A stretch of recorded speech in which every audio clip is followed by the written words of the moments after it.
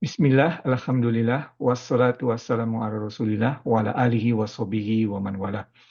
Ibu-ibu, bapak-bapak, dan adik-adik pengajian KGRI rahmati Allah, Assalamualaikum warahmatullahi wabarakatuh. Insya Allah kita lanjutkan kajian tarhib atau mempersiapkan diri menghadapi Ramadan. Kali ini atau dengan tema La'alakum tatakun. Ya, temanya La'alakum tatakun atau agar kita menjadi orang yang takwa. Kali ini kajian yang keempat atau kajian penutup di mana kita akan membahas dua pintu hati yang terakhir. Jadi pintu-pintu hati yang dapat kalau kita tidak menjaganya dapat membuat hati kita ternoda. Ya, pintu hati yang kita bahas kesempatan kali ini adalah kaki dan tangan kita atau tangan dan kaki kita ya. Kita mulai dengan tangan kita. Ya, tentunya ibu-ibu, bapak-bapak dan adik-adik pengajian KGRI yang rahmati Allah mengetahui bahwa semua badan kita akan bersaksi untuk kita, untuk kebaikan kita, atau juga untuk keburukan kita karena dosa kita. Jadi kita harus hati-hati pada umumnya seluruh badan kita, dan pada kesempatan kali ini kita membahas adalah tangan dan kaki kita. Ya, di hadis lain Rasulullah SAW menyebutkan bahwa seorang Muslim adalah dia di mana dari tangannya dan lidahnya, maaf, dari lidahnya dulu ya, hadisnya ya, harus hati-hati kalau hadis menyebutkannya, dari lidahnya dan dari tangannya, muslim yang lain selamat, ya, atau tidak ter tersakiti. Ya, jadi seorang muslim adalah ia yang dari dari lidah dan tangannya muslim yang lain terjaga dari harm. Ya, jadi mereka tidak tersakiti oleh uh, lidah dan tangan seorang muslim. Sebetulnya ada lanjutannya hadis itu ya. Uh, Seorang mukmin, jadi levelnya meningkat nih, seperti dalam surat Al-Hujurat ya, muslim, kemudian mukmin. Seorang mukmin adalah dia di mana seluruh umat manusia selamat dari harta, jiwa dan harta seluruh umat manusia selamat darinya. Artinya dia seorang mukmin itu pertama skopnya lebih besar karena seluruh umat manusia, kemudian jiwa dan harta seluruh umat manusia terjaga darinya. Artinya dia tidak menyakiti harta dan jiwa umat manusia. Ya, jadi ini hadis Rasulullah SAW. Kita mengikuti hadis Rasulullah SAW, kita mengamalkannya. Ya, jadi makanya disitulah dalilnya mengapa kita harus menjaga tangan kita. Ya, pertama tangan kita nanti akan berbicara, hati-hati. Ya, kedua Rasulullah SAW ya tadi menyebutkan ya bahwasannya seorang muslim itu apa tadi ya, yang dari lidah dan tangannya. Ya, sekarang lidah dan tangannya udah hampir sama ya karena kita bisa menuliskan sesuatu di internet, di WhatsApp yang bisa menyakiti orang lain. Jadi seorang muslim adalah seorang yang dari tangan, dari lidah dan tangannya muslim yang lainnya terjaga. Dan orang muslimin adalah orang yang di mana orang-orang yang lain, umat manusia di dunia ini selamat hartanya dan jiwanya dari umat yang mukmin tadi. Jadi ada dua tingkatan. Paling tidak kita muslim, ya. Kita menjaga lisan kita dan tangan kita. Topik bahasan kita pada kesempatan kali ini. Kemudian di sini imam yang menulis buku ini juga menyebutkan mengenai suatu topik yang agak sensitif ya bagi kita terutama yang hidup di negara barat ini, yaitu mengenai salaman atau berjabat tangan dengan non-muhrim, terutama yang opposite sex ya, jadi yang berbeda jenis kelaminnya. Misalnya di kantor harus berjabatan tangan dengan laki-laki dengan perempuan. Ya, bagaimana hukumnya? Nah, di sini imamnya menyebutkan ada dua pendapat memang, tetapi pendapat yang kuat adalah tidak boleh bersalaman. Pendapat yang lemah, ya, tapi ada pendapat yang lemah, agak lemah, tapi ada juga yang berpendapat demikian adalah boleh asalkan tidak menimbulkan gairah seksual. Ya, jadi salaman itu boleh. Nah, asalkan tidak menimbulkan gairah seksual. Itulah dua pendapat mengenai salaman di antara berbeda jenis ini. Tetapi Seandainya kita misalnya tidak mau berjabatan tangan, terutama di konteks hidup di negara barat ini, kita harus menjelaskannya ya, jangan tidak mau dan tidak menjelaskan. Tapi kalau kita misalnya tidak mau berjabat tangan, itu bilang ya, sampaikan kepada mereka, maaf saya Muslim, secara agama saya tidak boleh berjabat tangan dengan non muhrimnya. Ya, mesti dijelaskan. Kalau tidak mau harus menjelaskan.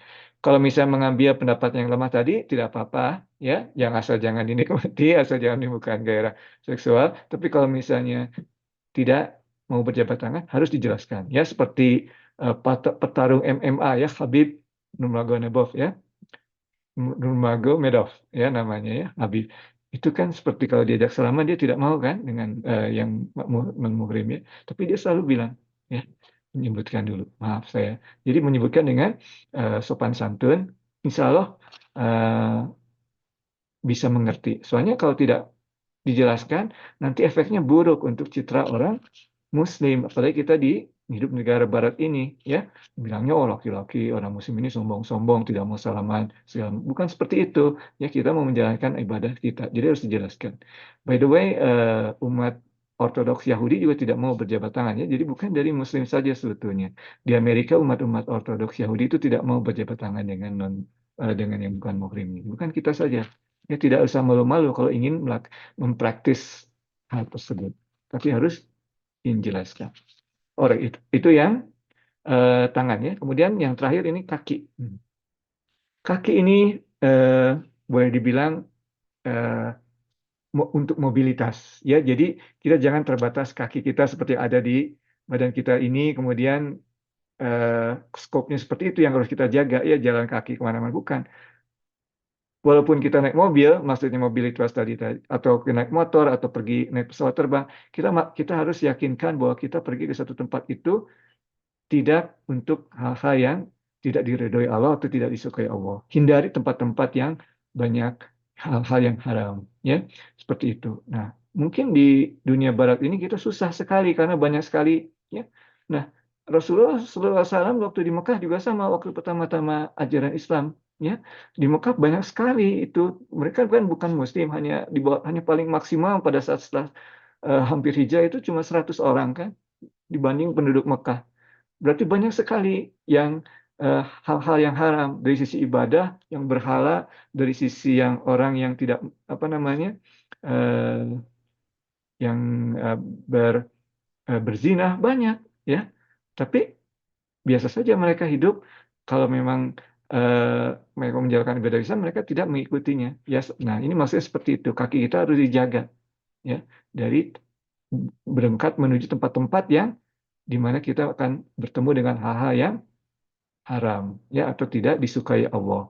Makanya seperti exercise atau latihan-latihan yang lain untuk tangan dan kaki ini kita juga selalu harus minta pada Allah di pagi hari.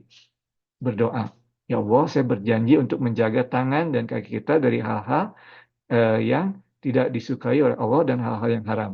Ya, misalnya tangan tadi menyakiti orang lain. Ya, kemudian kaki misalnya pergi ke tempat-tempat yang banyak yang haram. Kita minta pertolongan supaya kita tidak tiba-tiba ada di suatu tempat tersebut, ya. Dan kalaupun ada kita di suatu tempat itu, kita bukan atas kehendak yang kita apa namanya sudah rencanakan, tapi secara tidak sengaja, di mana kita cepat bisa keluar lagi, ya. Itu maksudnya. Dan ini kita bisa melihat di sini salah satu doa Rasulullah SAW. Ini Rasulullah SAW berdoa. Orang yang sudah dijaga dari dosa berdoa setiap pagi, tentunya untuk mengajarkan kita ya. Berdoanya Rasulullah SAW atau doanya adalah Allahumma inni a'udzubika, ya. Ya Allah, eh, sesungguhnya aku berlindung kepadamu an adila au udal an adila au udalla, ya. Jadi eh, aku berlindung kepadamu.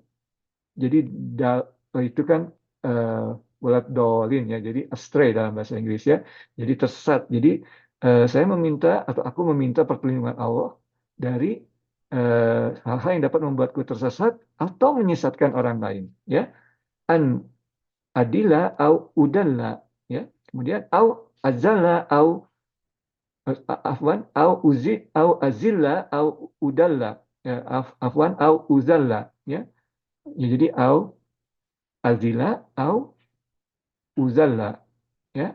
Jadi di sini maksudnya di mana kita menjerumuskan atau kita terjerumus atau kita menjerumuskan orang lain, ya. Zil itu tadi azilla, ya, au uzalla itu artinya kita kita terjerumus atau kita menjerumuskan orang lain. Kemudian au azlima au uzlama, zalim, ya, kita eh, berbuat zalim atau kita dizolimi dan juga kita atau kita menzolimi, ya. Eh, jadi au azila itu kita menzolimi, au uzalla artinya kita yang dizolimi, ya. Jadi kita minta tolong. Kemudian yang terakhir au ajhala au yujhala alai. Artinya melindung kepada Allah di mana kita akan menunjukkan sesuatu yang ignorance, ya. Jadi atau menyebabkan orang lain ignorance, ya. Atau hal-hal yang seperti itu, ya. Jadi kita empat hal ini, ya, hal seperti itu tadi kita meminta tolong setiap pagi. Ini doa Rasulullah yang kita ikuti, ya. Jadi kita harus hati-hati. Rasulullah saja yang sudah dijaga apa namanya dari dosa, banyak ini apa namanya berlindung, berdoa pada kalian untuk minta lindungan dari Allah. Tentunya untuk mengajarkan kita juga. Dan demikian, ya. Dan di sini sebagai topik terakhir, Imam yang menulis buku ini juga menyebutkan bahwasannya ada empat, sebagai kesimpulan ini ada empat hadis yang apa namanya sangat penting dalam Islam ini, ya. Seluruh ajaran Islam ini berputar di sekitar empat hadis ini. Yang pertama ini sering kita dengar, ya. Hadisnya adalah yang halal itu jelas dan yang haram itu jelas. Tetapi di antara keduanya apa namanya samar-samar. Ini salah satu hadis yang kita bahas dalam kajian 40 hadis Imam Nawawi, ya. Nah, makanya di sini lanjut selanjutnya, makanya siapa yang melindungi diri dari yang samar-samar tadi, maka ia akan selamat agamanya. Tapi kalau dia yang mendekati yang samar-samar, ya, maka eh, dia akan jatuh kepada yang eh, diharamkan, ya. Nah, kemudian Rasulullah SAW di sini menjelaskan perumpamaannya seperti seorang gembala, ya, yang membawa gembalaannya mendekati suatu tempat milik raja, ya, suatu tempat peristaan raja, sanctuary, ya, tempat yang dijaga ketat tapi ada pagarnya, ya. Nah, ini gembala ini membawa gembalaannya, ya, sapinya atau kerbau, apa namanya, kambingnya ke daerah situ, dekat-dekat pagar itu. Kayaknya tidak, kemungkinan besar ada satu aja gembala apa ternak gembalanya yang cross the fence, ya, jadi melempati pagar itu masuk ke sanctuary raja tersebut. Nah, ini seperti kita, kalau kita mendekati hal-hal yang haram, maka kita pasti akan jatuh, ya. Kemudian akhir dari hadis ini sangat terkenal juga, ya. Ini hadisnya panjang tapi seringkali kita mendengarnya sepotong-sepotong, ya. Kemudian di akhir hadis ini Rasulullah SAW menyebutkan sesungguhnya di badan kita ini ada satu gumpalan daging, ya, mudghah, ya. Jika gumpalan daging itu sehat, maka seluruh badan kita sehat. Jika gumpalan daging itu sakit, maka seluruh badan kita sakit. Apakah gumpalan daging itu adalah hati kita? Tidak. Jadi dengan kata lain, bahwa gumpalan hati itu adalah hati kita. Kalau hati kita bersih, seluruh badan kita bersih. Kalau hati kita sakit, maka seluruh badan kita sakit. Makanya 4 kali kita 4 minggu ini kita menjaga hati kita, ya. Nah, karena itu tadi hadis ini sangat penting. Ya, kita harus menjaga pintu-pintunya. Mata kita, lisan kita, telinga kita, perut kita, kelamin kita, tangan kita, kaki kita. Ya, itu hadis yang pertama. Hadis yang kedua, abundant. Jadi jauhi dalam ini jauhi dunia, maka Allah akan mencintaimu. Ya, jadi dalam hal ini pernah dibalas juga, ya, dalam kajian hadis 40 hadis Imam Nawawi, ini bukan menjauhi dianya kemudian kita apa namanya, tinggal di gua, ya bukan seperti itu maksudnya. Tapi ya, hal yang duniawi, ya. Hal yang duniawi itu adanya di tangan saja, jangan di hati kita. Kemudian eh, jauhkan dirimu dari, ya jauhi atau jauhkan dirimu dari hal-hal yang dicintai oleh orang. Uang, ketenaran itu jauhi, ya. Tidak ikut bersaing dengan mereka. Maka orang-orang akan mencintai kita. Nah, jadi ini adalah eh, rumusnya untuk dicintai oleh Allah dan dicintai oleh sesama. Ya, menjauhi hal-hal yang duniawi atau tidak terlalu menganggap penting hal yang duniawi dan tidak menganggap penting hal-hal yang dicintai oleh manusia. Maka Allah mencintai kita, manusia mencintai kita. Itu hadis yang kedua. Hadis yang ketiga adalah, nah ini juga pernah dibahas ya semuanya di hadis An-Nawawi. Dari sesuatu yang baik atau yang ihsan, yang excellence dari seseorang, dari Islamnya seseorang adalah dia tidak ikut campur urusan orang lain. Ya, he lives what does not concern him. Ini kalau tidak bukan urusan kita, jangan ikut campur. Ya, kita juga tidak senang kan kalau orang lain ikut campur urusan kita. Ya, itu yang ketiga. Yang keempat, surely action are judged by intention. Nah ini ya hadis yang pertama dari 14 hadis Imam Nawawi. Action, perbuatan kita itu dinilai dari niatnya. Sesuatu tergantung niatnya. Dan seseorang akan mendapatkan apa yang dia niatkan. Demikian ibu-ibu, bapak-bapak, dan adik-adik pengajian kajian Masya Allah. Semoga kajian ini bermanfaat, terutama untuk Irfan sendiri, dan juga insya Allah juga bagi atau dapat diambil manfaatnya oleh bapak-bapak, ibu-ibu, dan adik-adik sekalian. Ya. Bulan Ramadan sudah sangat mendekat, semoga kita dapat mempersiapkan diri dengan sebaik-baiknya. Allahumma balikna Ramadan, wabillahi taufiq wa hidayah. Assalamualaikum warahmatullahi wabarakatuh.